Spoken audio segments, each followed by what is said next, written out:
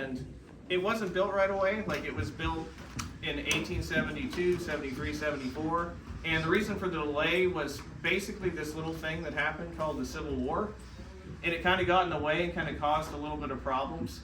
But the railroad was originally founded because at that time, and it may be hard to believe, but even then, this place was kind of out in the middle of nowhere.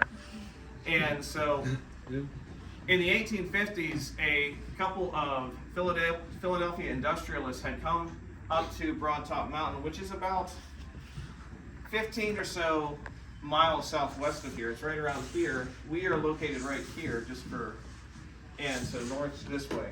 So right here is where Broad Top Mountain is, and they found some coal, and they realized that it was a good quality of coal. It was a semi-bituminous coal that had kind of some of the same properties as hard coal, which means it burned really hot and clean, but it also had properties of soft coal, which meant that it burned a lot more quickly.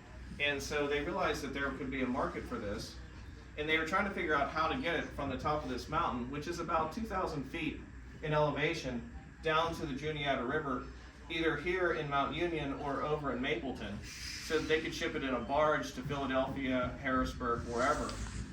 And all that there is between here is mountains. And so they're trying to figure out, how are we going to get all this coal that we have down to the mountain, or down to the river. And meanwhile, in the 1700s, there had been some iron furnaces that had opened up in this area, right here in these hills right here. There's actually some iron ore in the hills around here. And there had been some small-time iron furnaces here in the area that had been kind of reasonably successful. However, in the late 1800s, like right around the same time that they were trying to figure out how to pull the coal off of here, they wanted to expand and make a more substantial iron manufacturing, so a big iron furnace, and they decided to work together. And so they came up with this plan where they would build this iron furnace, which kind of started out and went into blast a couple years after the railroad was built. And it was significantly larger than anything else that had come about in this area up until that time. And they basically used the railroad to transport the coal from Broad Top Mountain over here, again, high quality coal, over to the Rockhill Furnace area, which is where we're standing. And then they would use the railroad to transport the pig iron ingots to Mount Union, where they would load it onto barges or onto the newly found, I'm sure you all can tell me a lot more about this part, Pennsylvania Railroad, that was running between Philadelphia and Pittsburgh at that time. And so in the 1870s, as they were trying to figure out how to finance all this, they still were running into trouble, because if you look around, you can see that it is pretty significantly backcountry, and there's a lot of mountains, and they're trying to figure out, how are we going to actually make a viable railroad through here with the money that we have for capital. And so they turned to what was then kind of a new idea, a new technology, and that was narrow gauge. Now, usually whenever I give these tours to people who aren't interested in railroads, I'd ask them, what do you think the advantages and disadvantages are of narrow gauge? And of course, it's cheaper to build, which is why they wanted to build it that way. But I'm sure I can't stump you by asking what the disadvantage of narrow gauge is. Smaller trains can't haul as much. Smaller trains can't haul as much, and you can't interchange. And so if you have all of this coal and all of this iron coming off the mountain over here and from the furnace over here, you can't really just couple your car into the Pennsylvania. You have to transload it. And back then, what that meant was really strong backs moving heavy wheelbarrows like this between two cars that were sitting kind of next to each other. So in Mount Union at the time, whenever it was built, they actually just had this big shed where people with wheelbarrows like this or other things would be walking between the standard gauge and narrow gauge cars, just moving between them. However, because they had all of this coal and this iron for the first 30 years or so of operation, the railroad actually was pretty profitable. They engineered it so that they kept the grades manageable. These are steep grades by main line standards, but by narrow gauge standards, they're pretty manageable. The steepest grade is here, above Saltillo, heading up to the first tunnel here. And that's about 2.6% up through here. And then it's roughly between 1.5 and 2% the rest of the way up here to Robertsdale, which was the primary area at the top of the mountain where the coal mining was headquartered. And so these Broadtop really did a pretty brisk business back in those days, because they would haul the coal down off the mountain here to Orbisonia, Rockhill, and it's about 1,000 feet of elevation difference, or 1,300 feet of elevation difference between the mountain and here, and then it's only about a 100 or 200 foot elevation difference between here and Mount Union, where the river is, and where the interchange with the Pennsylvania Railroad. So they started building in 1872. They built this section to about here between 1872 and 1873, and then they built the rest of it to the mines by 1874. And it worked out pretty well at that time, and so they were pretty successful. The East Broadtop made some money, but heading into the turn of the into the 20th century, they ran into some financial problems. There was a significant financial downturn in the 1890s that caused the iron furnace to close, and when that happened, of course, one of the primary commodities that the railroad was carrying was no longer available, and so the railroad started to struggle financially. In addition to that, thanks to people like Andrew Carnegie and Charles Schwab and others, this new technology started to become much more available in the Pittsburgh and Johnstown areas, and that was steel. And steel is a significantly superior building material than iron, and so steel was becoming the new up-and-coming technology for building and for creating like new machinery and that sort of thing. And meanwhile, the iron at the iron furnaces, while there's still a market for it, it was suddenly much more difficult to actually manufacture it. It was much more difficult to find a market for it to keep up with the demand, and so the iron furnace was restarted in the early 1900s, but was permanently out of business by about 1907, 1908. And so right around the turn of the century, the East Broadtop was trying to figure out how are we going to stay in business, because a lot of narrow gauge railroads were finding that because they were an odd gauge, it was hard for them to stay in business unless they were going to standard gauge, to what the rest of the country had decided, 4 foot 8.5 inches. And outside you'll see an example of a Pennsylvania Railroad boxcar, and you'll see the difference between that and our rolling stock. And so in the early 1900s, they actually were trying to figure out what to do, and they had brought in a former employee who had started here as a telegraph operator. His name was Robert Siebert, and in 1903 he came back to the railroad, came back to the East Broadtop. He had gone out west and had made a bit of a fortune out in the western part of the United States as a railroad magnate, and he came back here and he decided that there was a way forward for the East Broadtop, and he convinced the board to let him spend a whole lot of money to modernize the railroad and make it so that they could become a full-time coal railroad, where they would ship the coal, instead of bringing it down to the iron furnace, they would just ship it directly to the Pennsylvania Railroad interchange at Mount Union, so that they could then market the coal directly. And that created such a market, and it created enough business that the railroad was able to be profitable from that time forward into the early 1950s. And so Siebert, whenever he arrived, the railroad had been kind of suffering from deferred maintenance. There hadn't been a whole lot of money coming into the coffers. All the equipment was dating from like the 1770s, 1780s, and he realized that he had to modernize all of it. And so he set about doing that, and much of what you'll see during the tour today is really based on the modernization that he did at that time.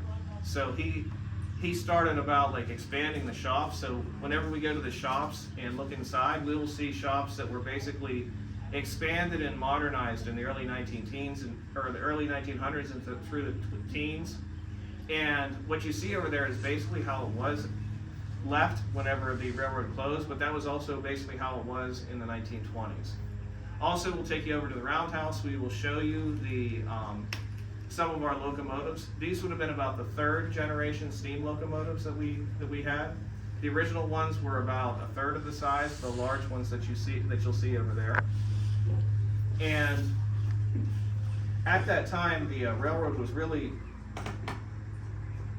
putting a lot of money in updating its physical plant. They changed all the bridges from like wooden trestles or iron to steel, and so they were able to haul the heavy loads. They changed the entire coal hopper fleet from wood to steel. East Broadtop was the only narrow gauge railroad in the United States to modernize to an entirely steel freight fleet, and they did that both from their ingenuity, but they also figured out, hey, we have this great shop here, so we can learn to build a lot of this stuff on site. And so as we make our way over there, I'll show you, like, virtually all the freight equipment that you see out here was built on site here at the East Broadtop. And I'm talking about 250 hopper cars that were made here. In 1913, the railroad had basically contracted with the Press Steel Car Company in Ohio and asked Press Steel to build them a 3-foot gauge hopper car that they could haul coal. And Press Steel sent them a hopper, but it only had 2 bays in the bottom. And it didn't really ride very well. Like, it was kind of a bit top heavy, so it kind of was a little bit unstable on the rails. East Broadtop sent it back, asked them to like modify it so that it would ride better. Press Steel added a 3rd bay in the bottom, which lowered the center of gravity and made it so that it rode just fine. It also significantly enhanced the amount of coal that it could carry. And East Broadtop ordered about 20 or so, and then they thought about it. It's like, we could be sending this out to them to build, or we could build them here in our own shops. And from that point on, they built the rest of them right here.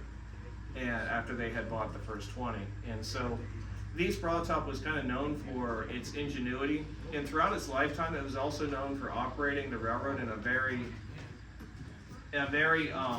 conservative but thoughtful manner. Like, it used to be compared to the Pennsy, the way that it was like run in a very on-time, thoughtful manner, which wasn't the case for a lot of the narrow gauges across the country.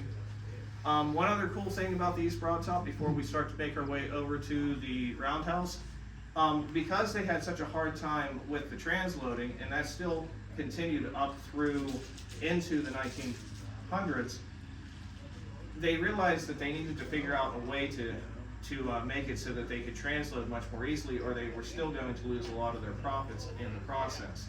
And so they came up with 2 solutions. The first was they built this giant chance coal cleaning plant down in Mount Union.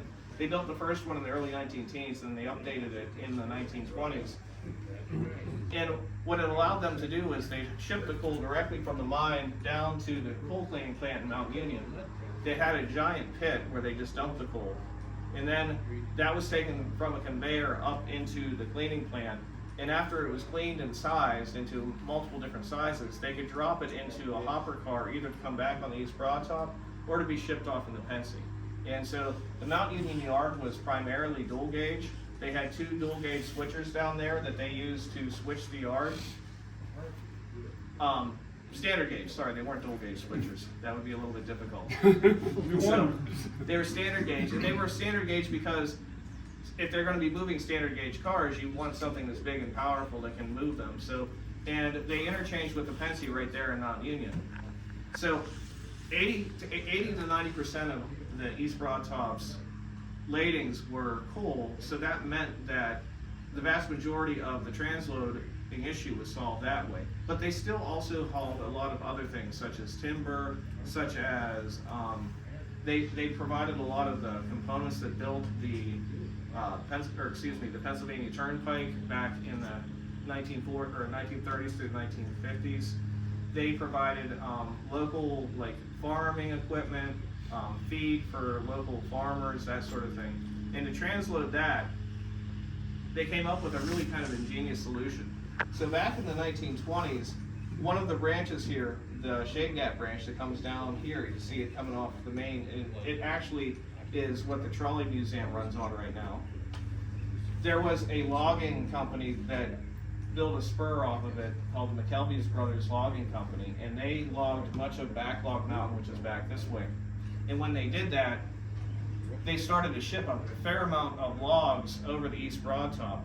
They had some shays that worked them out, and then they transload, or they would just bring the cars to the EDT to be carried down to Mount Union. They built a big gantry crane in Mount Union called the Timber Transfer, because it was there to transport the timber from narrow gauge cars to standard gauge cars. Well, that operation lasted about 5 years, but after that, it was sitting there, and it was basically just sitting there idle. And so one of the managers came up with the idea, why don't we just pick up the edges of these cars, roll out the narrow gauge, or roll out the standard gauge truck, put a narrow gauge truck underneath it, set it back down, and then ship it across the railroad so we don't have to spend all this time and money trying to transload everything between the cars.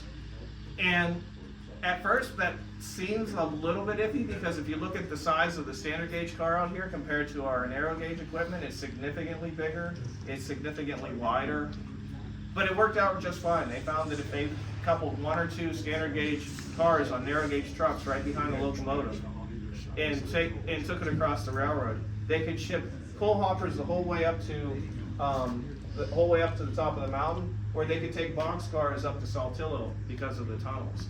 And so they were able to save a lot of money, and that kind of helped keep the East Broad Top in operation the whole way until 1956, whenever the coal market basically bottomed out and East Broad Top had to go out of business. Any questions? I know I just threw everything at you, and the quiz will be coming up in a little bit. But any questions or anything like that before we start to make our way over to the roundhouse and through the yard? One quick blurb about that timber transfer, the truck transfer operation took 5 guys about 20 minutes for both. So I do have a question about when they put the transfer trucks in, did they actually still tie into the brake systems, or did they not have active brakes on those cars? It is Thursday, May 9th, 2024. We're at the East Broad Top Railroad, Rockhill Furnace, Pennsylvania, narrow gauge, 3-foot gauge. We just heard an East Broad Top employee telling about the history of the East Broad Top Railroad. And this is an event today for we members of the Pennsylvania Railroad Technical and Historical Society. We're having our annual meeting in Altoona, and today was this trip to the East Broad Top Railroad.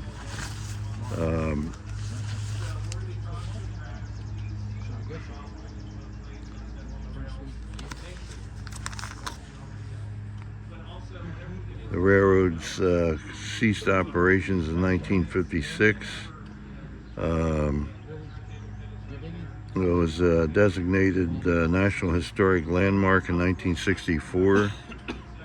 Tourist operations ceased in 2011 after 9 years closure. In February 2020, it was announced that the railroad had been purchased by a nonprofit foundation, and regular train service resumed in the summer of 2021.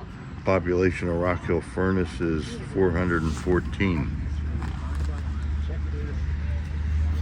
Again, the East Broad Top Railroad, Thursday, May 9th, 2024, over and out.